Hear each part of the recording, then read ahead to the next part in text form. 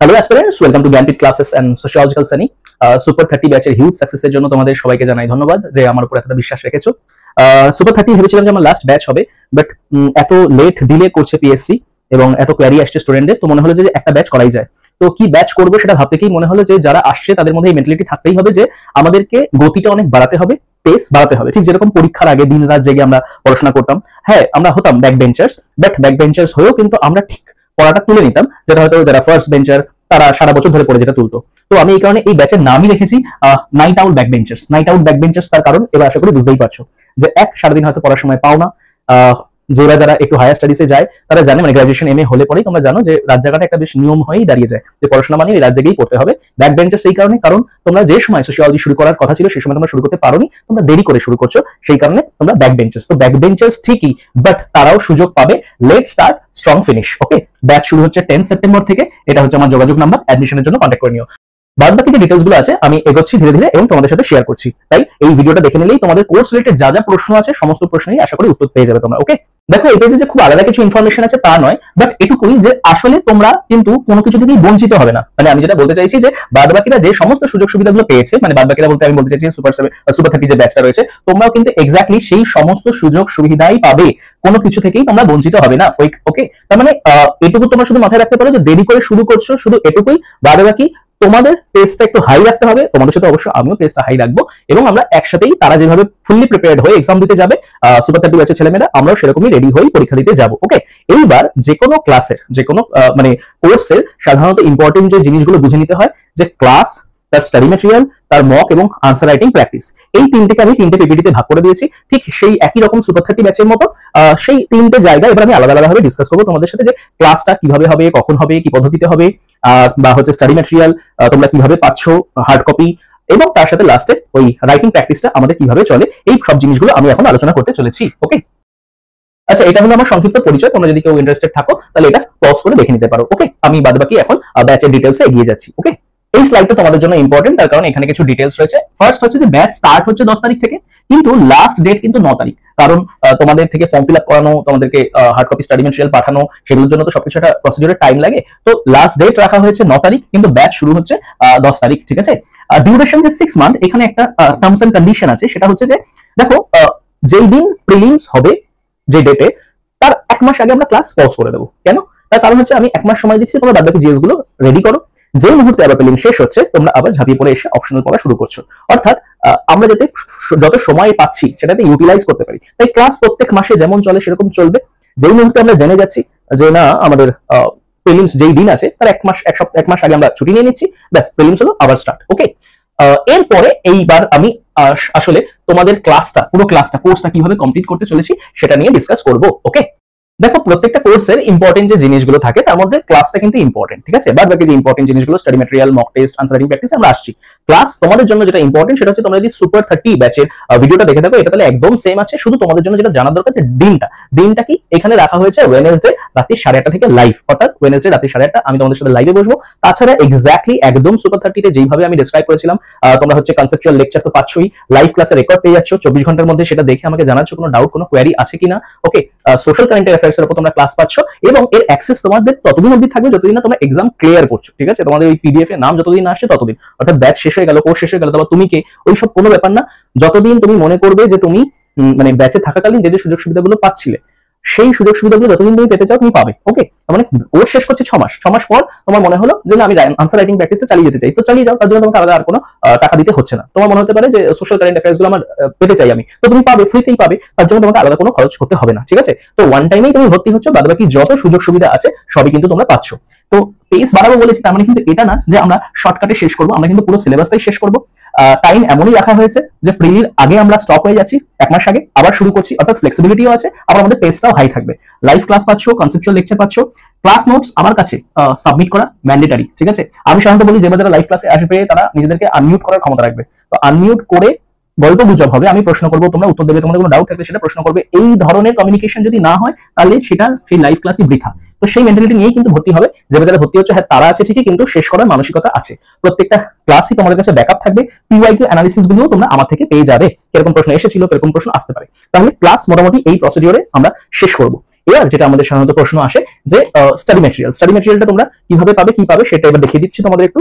আচ্ছা, study material কিন্তু তোমরা আইদার বেঙ্গলি আর ইংলিশ ভাষায় পাবে। আমি স্পষ্টভাবে বলি যে আমি এখানে বাংলা বা ইংলিশ শেখাতে আসিনি, আমি সোশিওলজি শেখাতে এসেছি। তাই যারা সোশিওলজি পড়তে আসছো তাদের মধ্যে যেন এই কনফিডেন্সটা থাকে যে হ্যাঁ আমি বাংলায় যথেষ্ট ভালো ভাবতে পারি, লিখতে পারি, আমি বাংলায় স্টাডি ম্যাটেরিয়াল নেবো, বা আমি ইংলিশে যথেষ্ট ভালো ভাবতে পারি, লিখতে পারি, আমি ইংলিশে স্টাডি ম্যাটেরিয়াল নেবো। তাই সোশিওলজি স্টাডি ম্যাটেরিয়াল দেখে তুমি ঠিক করছো যে তুমি বাংলায় পড়বে না ইংলিশে পড়বে, এরকমটা প্লিজ করো না। এবং সত্যি কথা, যারা বাংলা ইংলিশে একদম ঠিকঠাক থাকে তাদের না ভাবতেই হয় না যে স্যার আমি বাংলায় পড়বো না ইংলিশে পড়বো, কারণ আগের ভিডিওগুলো দেখে নিও, সেখানে আমি স্পষ্টভাবে বলে দিচ্ছি বাংলা ইংলিশ কোনোটাই কিন্তু নাম্বার কম উঠবে বেশি উঠবে এরকম কোনো গল্প নেই। রওশন হাবিব র্যাঙ্ক 30, প্রীতম র্যাঙ্ক 1, এরা একজন ইংলিশ লিখছে একজন বাংলা লিখছে, এরকম লিখেই যদি তারা এরকম র্যাঙ্ক করতে পারছে তাহলে বাংলা ইংলিশ ভাষাটা কিন্তু কোনো রকম কোনো ব্যারিয়ারই নয়, ঠিক আছে? তাই বাংলা বা ইংলিশ এই দুটোর যে কোনো একটা ভাষায় তুমি স্টাডি ম্যাটেরিয়াল পাচ্ছ।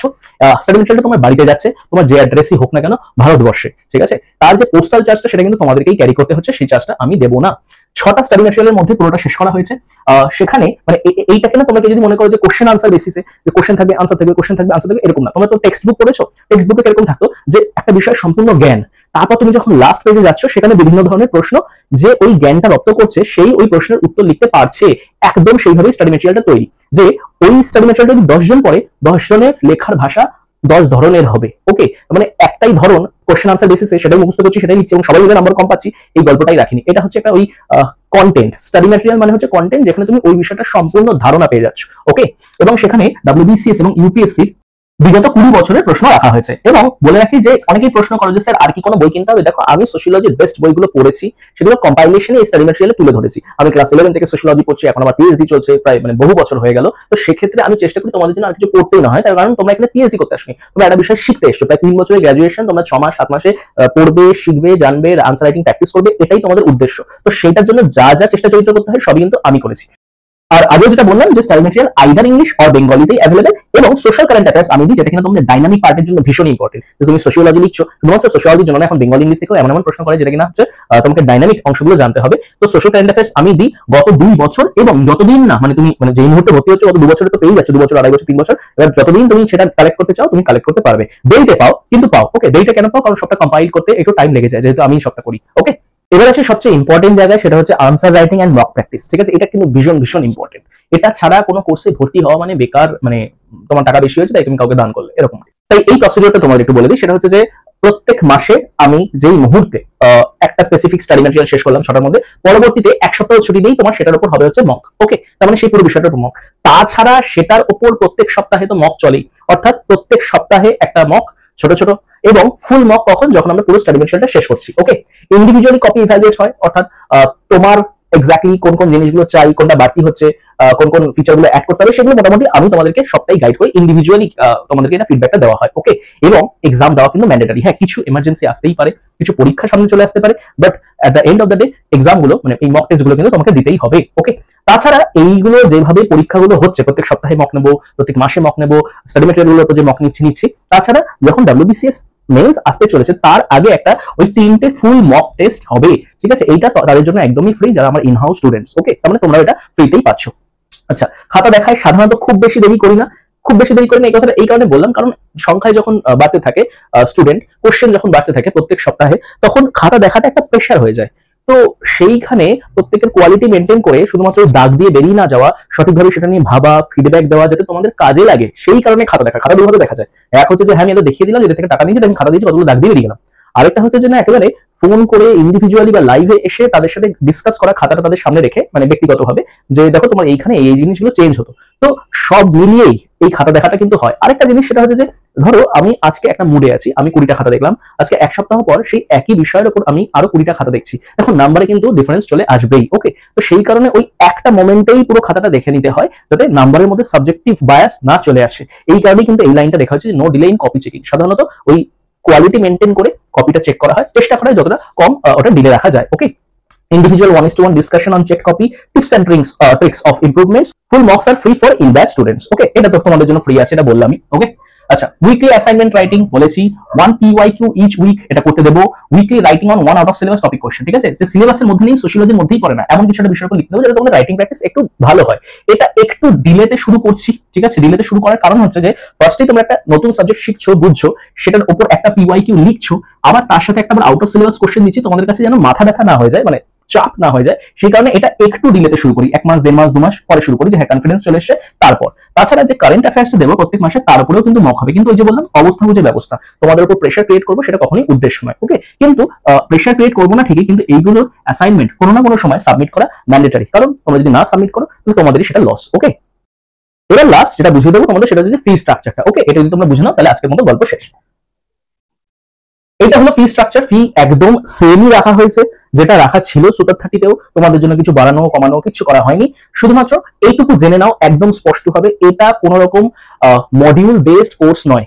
অর্থাৎ স্যার মানে আপনি তো একটু আগে বললেন যে 6টা মডিউল ধরে পড়ানো হবে, হ্যাঁ 6টা মডিউল ধরে পড়ানো হবে, কিন্তু মডিউল বেসড কোর্স নয়। মডিউল বেসড কোর্স মানে হচ্ছে যে 1 মাসে আমাকে একটা মডিউল শেষ করতেই হবে, স্টুডেন্টরা বুঝলো কি বুঝলো না, আরো লাইভ ক্লাসের প্রয়োজন আছে কি নেই ওইসব যাক, কিন্তু আমাকে প্রত্যেক মাসে একটা করে মডিউল শেষ করতেই হবে না।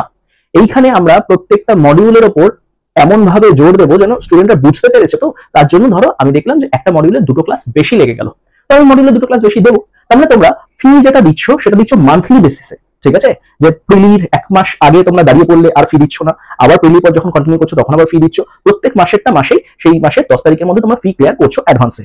কিন্তু ওই মডিউল টাকা দিয়ে আমি মডিউল কিনছি, ঠিক আছে, এবং টিচারদের ওপর না এই একটা ব্যারিয়ার চলে আসে যে আচ্ছা ঠিক আছে তাহলে তাড়াতাড়ি আমি মডিউলটা শেষ করে দিই, তাহলে আমি টাকাটা তাহলে কালেক্ট করে নিতে পারবো। আমি ওই মেন্টাল ব্যারিয়ার চাই না, ঠিক আছে, প্রত্যেকেরই তো টাকার নিড থাকে, তাই সেই কারণে আমার টাকা নিড আছে, সেই কারণে চলো মডিউলটা কোনোভাবে শেষ করে দিই, ওই কোনো গল্প নেই। তোমরা এইটাই হলো কোর্স ফি, অ্যাডমিশনের সময় দিচ্ছ 1000 টাকা, বাদ বাকি 6 মাসে 6000 টাকা, 6000 আর ভর্তি হওয়ার সময় সেই মাসেরটা আর অ্যাডমিশন এইটা তোমরা দিচ্ছ, দিয়ে ভর্তি হচ্ছে মানে 2000 টাকা দিয়ে, এবং প্রত্যেক মাসে তোমরা দিচ্ছ। তার মানে এটা তোমরা মডিউল বেসড কোর্স হচ্ছে না, কিন্তু পড়ছি আমরা মডিউল ধরেই, যাতে তোমাদের পড়তে বুঝতে সুবিধা হয়। ওকে, মডিউলগুলো দেখতে কেমন হয়, মডিউলের ভাষা কেমন থাকে, এগুলো যদি কেউ চেনা জানা থাকে কাউকে পিং করো, তোমরা তো অনেক গ্রুপে আছো, যে এরকম কি সানি স্যারের কাছে কেউ পড়ে, সেখানে স্টাডি ম্যাটেরিয়ালটা কিরকম দেখতে চাও, ঠিক আছে, ফ্রি সফট কপি যদি কিছু অ্যাভেলেবল থাকে, মানে মোটমাট কথা ফিডব্যাক নিয়ে তারপর ভর্তি হও, ঠিক আছে, মানে এইটুকু কনফিডেন্স আছে যে ফিডব্যাক এমন পাবে না যে শুনে মনে হয় না দরকার নেই না ভর্তি হয় ভালো, ঠিক আছে। তো এই মানে স্পন্সর্ড অ্যাডে অনেক কিছু করা যায়, আজ পর্যন্ত আমি কোনো স্পন্সর্ড অ্যাড চালাইনি, ঠিক আছে, না ফেসবুকে না ইউটিউবে।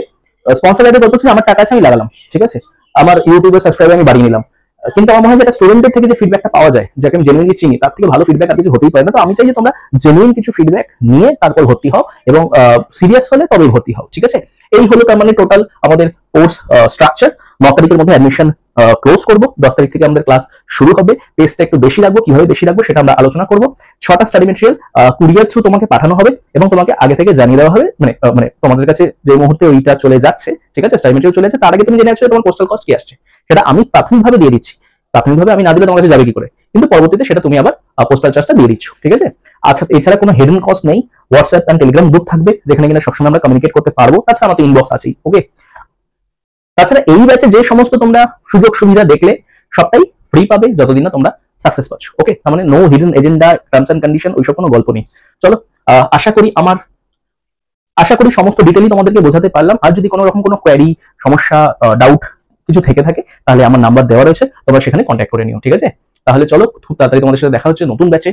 যদি সুপার 30রা অনেকটা এগিয়ে গিয়ে থাকে, তাহলে আমরাও পারবো ব্যাক বেঞ্চার্স হয়ে রাত জেগে সেই তাদেরকেও ধরে নিতে, এবং তাদের মতোই বা তাদের থেকেও ভালো স্কোর করতে। ওকে, আজকের জন্য তাহলে এতটাই, দেখা হচ্ছে তাহলে ব্যাচে।